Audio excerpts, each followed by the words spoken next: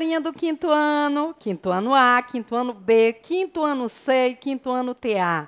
Como é que vocês estão? Espero que estejam todos muito bem, juntamente com suas famílias. Estamos aqui hoje para mais uma videoaula. Quero aproveitar e agradecer muito a participação de vocês na nossa aula ao vivo, que foi um show. Lembrando que sempre que vocês tiverem dúvidas, anotem e aproveitem para tirar durante a nossa aula ao vivo, tá bom? Agradeço também a Deus pela oportunidade de estar aqui com vocês mais uma vez, certo? Então, hoje a gente vai começar com conteúdo novo. Hoje a gente vai finalizar, né? Finalizamos o livro 2, Farias Brito, e já vamos iniciar o nosso livro número 3. Isso mesmo, conteúdo que vai estar na nossa quinta avaliação. Eita, tia Rosângela! Quinta avaliação. Então, pegue seu material, o livro 2 e o livro 3, senta aí bem pertinho da tia Rosângela para a gente iniciar, certo? Gente, tenham muita atenção durante as nossas aulas. Se tiver alguma dúvida, pause o vídeo, reveja novamente, tá bom? Então, vamos lá. Hoje, a gente vai falar de frações, que é o nosso conteúdo novo, mas antes de falar de frações, que é um conteúdo apaixonante, eu adoro, sou suspeita, né? Mas é bem interessante mesmo. Eu trouxe aqui para vocês a nossa agenda. Vamos fazer aqui o acompanhamento da nossa agenda. Feito o nosso acolhimento, hoje nós vamos relembrar os conteúdos estudados anteriormente. Vamos fazer a correção das páginas 136 e 137, lá naquela parte das páginas azuis do livro de vocês, o que você aprendeu, que são questões objetivas, né? E temos como conteúdo novo frações.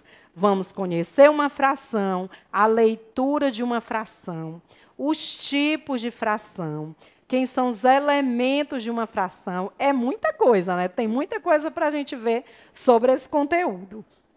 E para você praticar o que vai aprender na aula de hoje, vai responder as páginas 64 a 71 do livro número 3, Farias Brito. Certo? Ok, muita informação, mas vai dar tudo certo. Vamos seguir, então. Certo? Começando aí pela correção da página 136 e 137. Bem, gente, as questões da página 136 e 137 falam de expressões numéricas, que a gente viu anteriormente, múltiplos, né? Um pouco de múltiplos também, que a gente já viu, e situações problemas. Então, eu trouxe aqui já o gabarito pronto para vocês conferirem. Na primeira questão, diz o seguinte: Francisco tinha 3 cédulas de R$100 e 4 de 20. Gastou 50. Qual a expressão que melhor representa o dinheiro que Francisco tem? A que melhor representa é a expressão da letra A, porque ele fala da multiplicação, que é 3 vezes 100, mais outra multiplicação, que é 4 vezes 20, e o que ele gastou, que é uma subtração, menos 1 vezes 50. Então, a melhor expressão é a da letra A. Na questão de número 2, você vai resolver a expressão numérica. Lembra? Siga as regrinhas, resolva, e você vai encontrar como resultado a letra D. 10. Na questão de número 3, nós temos uma situação-problema, certo? E, resolvendo essa situação-problema, a resposta mais adequada é a letra B, 20. Quarta questão, temos como resposta a letra C. Na quinta questão, mais uma situação-problema, onde você vai montar, você já deve ter montado uma expressão numérica, que tem como resultado, letra C, 90 alunos.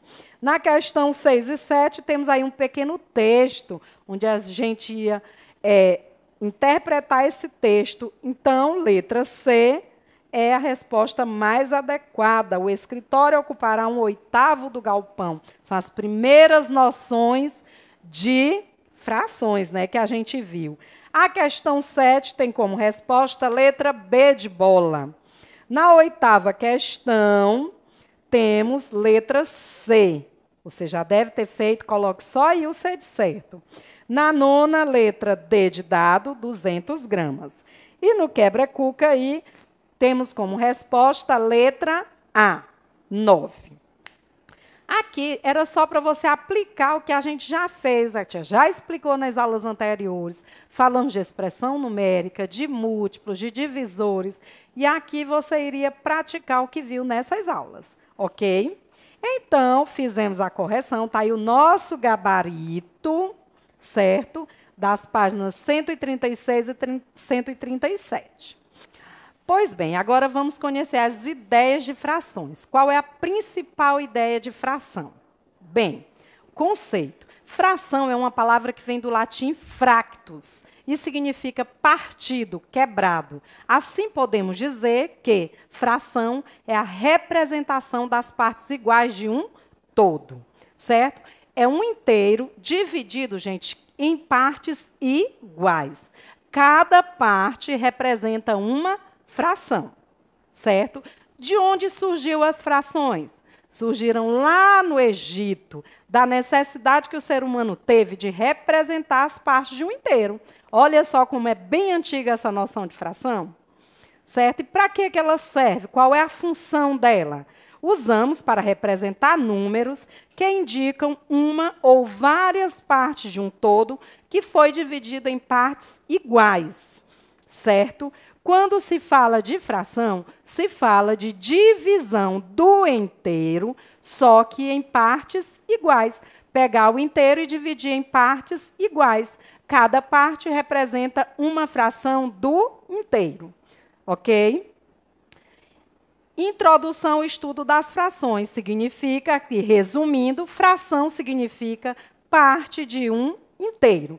Vemos aqui essa pizza deliciosa, que eu sei que vocês adoram. Quando ela chega na nossa casa, ela chega assim, ó, dividida. Cada uma dessas partes da pizza representa uma fração do inteiro, certo? Então, ó, aqui, se essa pizza está dividida em 8 partes, uma parte das 8 do total, que foi dividido o total, ok? Aqui temos aqui, ó, um círculo dividido em 4 partes. Aqui eu tenho um inteiro, certo? Um inteiro dividido em 4 partes. Eu tenho aqui 4 quartos. Observe aqui bem separadinha. Cada uma dessas partes representa uma parte de 4, ok? Então, temos aqui 4 quartos, que é a representação da quantidade de partes que foi dividida esse inteiro, e cada uma dessas partes representa 1/4 do todo. Por exemplo, Dulce preparou um bolo e o dividiu em 6 pedaços iguais. Jorge comeu um pedaço. Dizemos que Jorge comeu o quê? Um pedaço de um total de 6. A quantidade de pedaços que Jorge comeu representa o numerador da fração. Quantidade de partes que Jorge comeu, quantidade de partes que foram retiradas ou quantidade de partes que foram pintadas, se eu estivesse mostrando aqui um desenho. E aqui embaixo nós temos o denominador, que indica o quê? Em quantas partes o inteiro, o bolo, foi repartido, dividido. Então, ele foi dividido em 6 partes, que é o nosso denominador. Quantas partes foram retiradas? 1, que representa o nosso numerador. Seguindo aí, os elementos de uma fração são 2. O numerador, que a tia Rosângela acabou de falar, e o denominador. Temos aqui o numerador, quantidade de partes pintadas ou retiradas de um inteiro. Lá no caso de Jorge, foi retirado um pedaço de bolo. Então, esse representa o nosso numerador. Geralmente, ele fica em cima. Quantidade de partes pintadas ou retiradas. E temos também o denominador, quantidade de partes em que o inteiro foi repartido. Se aquele bolo doce tivesse dividido somente em 2 partes, então o meu denominador seria 2. Se tivesse dividido aquele bolo inteiro em 4 partes, o meu denominador seria 4. E assim sucessivamente. Se possível, anote aí no seu caderno esses conceitos, que ele é fundamental para você entender a outra parte do estudo das frações. Não vamos esquecer. Numerador, quantidade de partes pintadas ou retiradas do inteiro.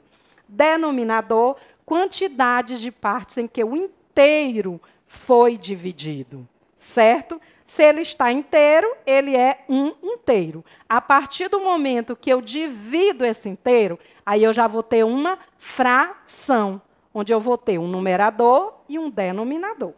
Certo? Seguido, então, aqui eu tenho novamente um círculo. Está dividido em 8 partes. 1, 2, 3, 4, 5, 6, 7, 8. Então, eu já sei que o meu denominador é o número 8. Por quê? Porque eu dividi esse círculo em 8 partes. Agora, eu vou pintar, gente, 4 partes. Tenho aqui o meu denominador, que é 8, agora eu vou pintar 4 partes. A quantidade de partes que foram pintadas, 1, 2, 3, 4, representa o meu numerador. Certo? É como se eu retirasse isso aqui. Então, a quantidade que eu pintei, as 4 partes, representa o meu numerador. Então, aqui eu tenho numerador 4, quantidade de partes pintadas na figura. Denominador 8, quantidade de partes em que o inteiro foi dividido. Tia, entre as partes pintadas e as que não estão pintadas? Sim. Certo? Sim. Por isso que é importante, ao você representar uma fração, que você comece sempre pelo denominador, porque você já sabe que vai contar todas as partes, o que está e o que não está pintado. Certo?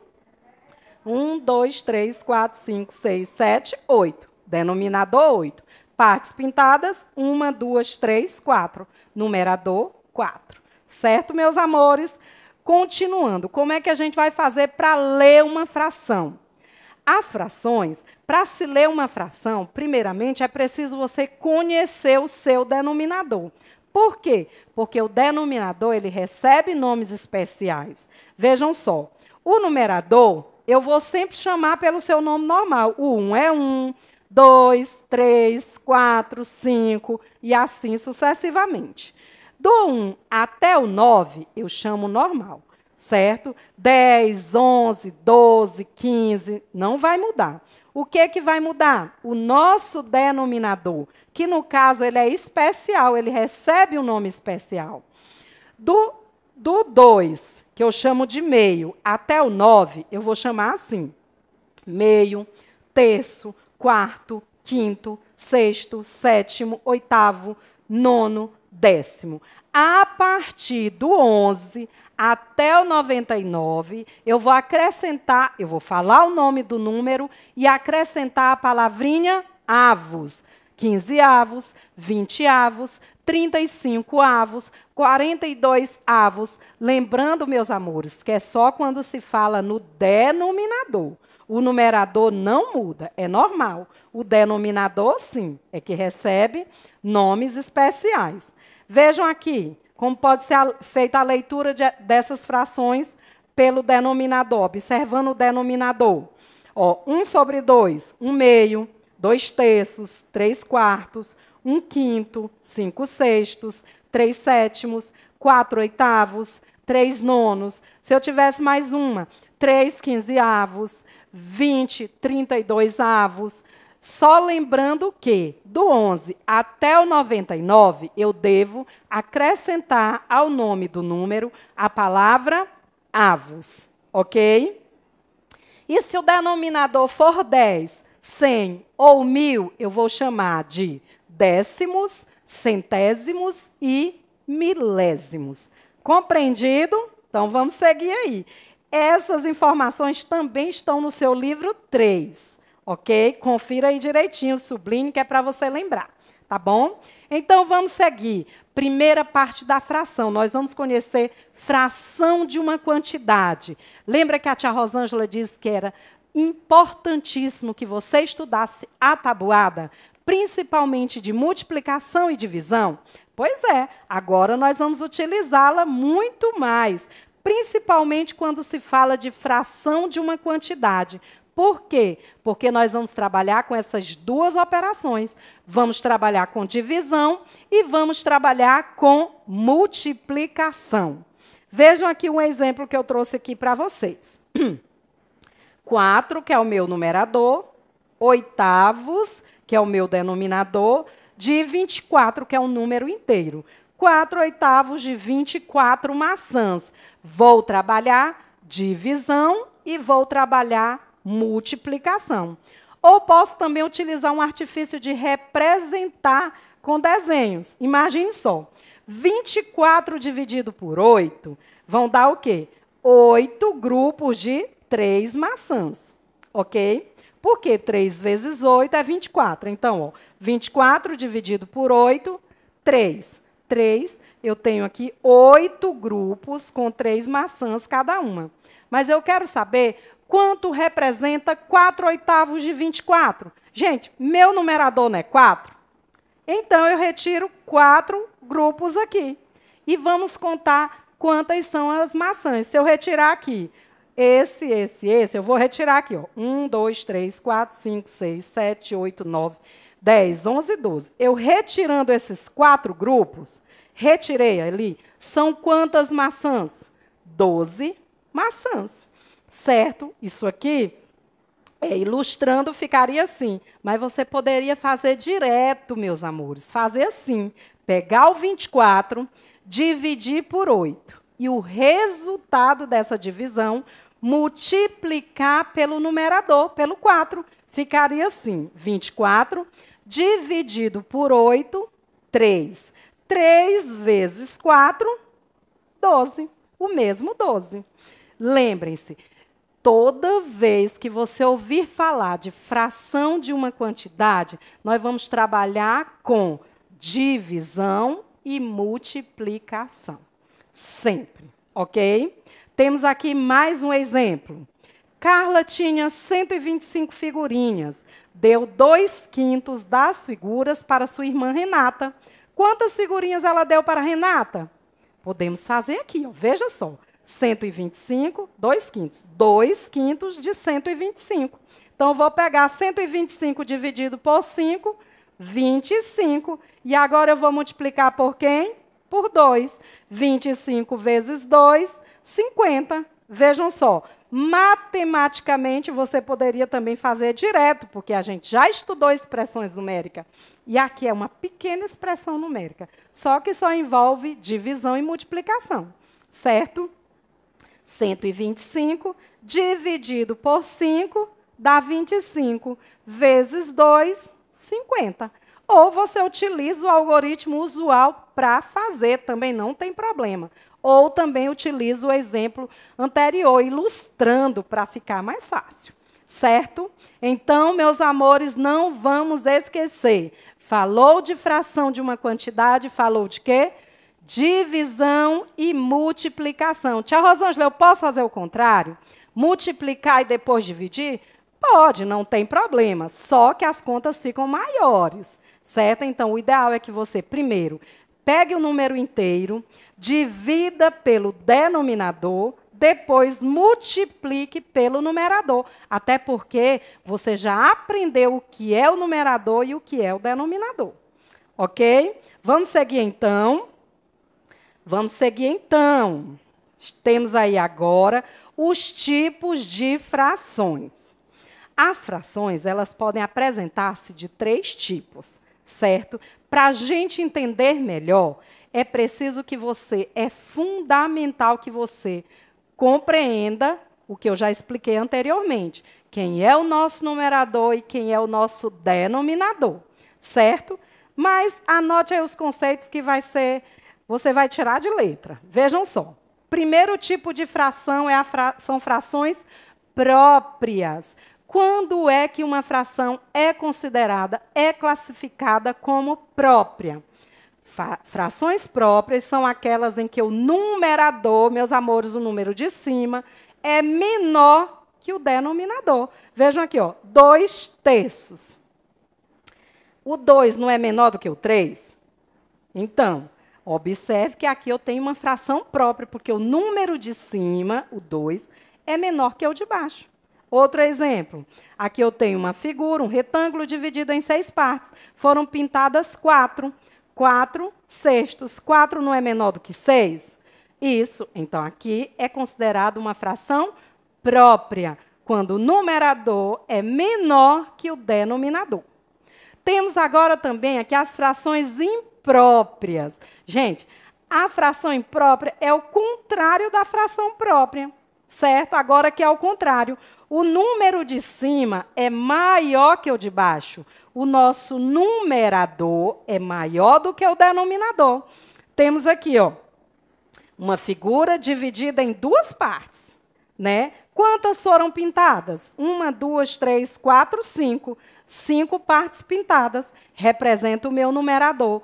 E em quantas partes a figura foi dividida? Em 2. 2 partes. Então, nas frações impróprias, o numerador é maior que o denominador, como vocês podem observar aí pelo desenho, pela imagem.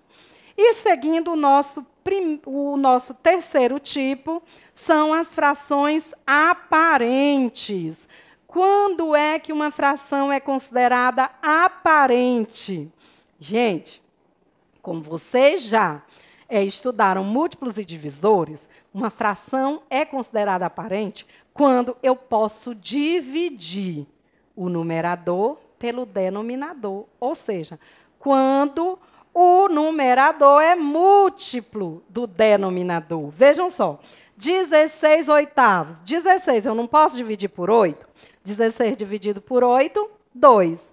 Então, 16 também é múltiplo de 8. Aqui, ó, 3/3. 3 eu posso dividir por 3, não posso? Então, também 3 é múltiplo de 3. Então, aqui também eu tenho uma fração aparente. Um outro conceito também que seria bem válido é quando você tem como resultado dessa divisão um número inteiro. Aqui, se eu dividir 16 por 8, vai dar 2, que é um número inteiro. 3 por 3 vai dar 1, que também é um número inteiro. Então, ó, só relembrando, nós temos 3 tipos de frações. Frações próprias, quando o numerador é menor que o denominador. Fração imprópria, quando o numerador é maior que o denominador. E a fração aparente, quando o numerador é múltiplo do denominador. Ou seja, quando eu posso dividir o numerador pelo denominador. Certo? Deu para entender direitinho? Olha, vamos seguir então. E chegamos aqui agora nos números mistos. Eita, tia Rosângela, o que são números mistos? Bem, para início de conversa, o número misto ele é formado por 2 partes. Um número inteiro e uma fração. Então, quando eu tenho um número inteiro, 2, e uma fração, eu tenho um conjunto chamado de número misto. Vejam só, aqui eu tenho 3 figuras. A primeira está pintada toda e a segunda também está pintada toda. Então, representa 2 inteiros, porque a figura foi pintada por inteiro. E os 3/5 vai representar o quê? A fração da outra figura que foi pintada. A figura está dividida em 5 partes e foram pintadas 1, 2, 3. 3 partes. Então, eu tenho 2 figuras pintadas por completos, ou seja, 2 figuras pintadas inteiras e uma figura que está pintada apenas uma fração dela. Então, aqui eu tenho o conjunto que eu chamo de número misto, formado por um número inteiro e uma fração, certo? Os números mistos são valores que misturam um número natural e uma fração na mesma representação. Sempre é mais que um inteiro, certo? Ou seja, você tem um inteiro e mais uma fração. Então, isso é que é chamado de número misto. Vamos relembrar, sempre que se falar de número misto, você vai ter duas partes, um número inteiro e uma fração. Se eu não tiver o número inteiro, meus amores, eu tenho apenas uma fração. Se eu não tiver uma fração, eu tenho apenas um número inteiro. Agora, se eu tiver os dois, o conjunto dos dois, eu vou ter o quê? Um número misto. Certo? Eita, essa aqui foi mais difícil, mas deu para entender, né? É fácil, você vai praticar e vai entender direitinho. E aprendemos o que são números mistos, certo? Agora, pratiquem nas atividades, faça com calma, com paciência, que eu tenho certeza que você vai conseguir responder tudo direitinho. Se você ficou em dúvida, pause o vídeo, reveja novamente, ou anote aí no seu livro para você tirar sua dúvida na nossa aula ao vivo. Combinado? Então, foi um prazer estar com vocês. Fiquem com Deus e até a próxima aula. Tchau, tchau.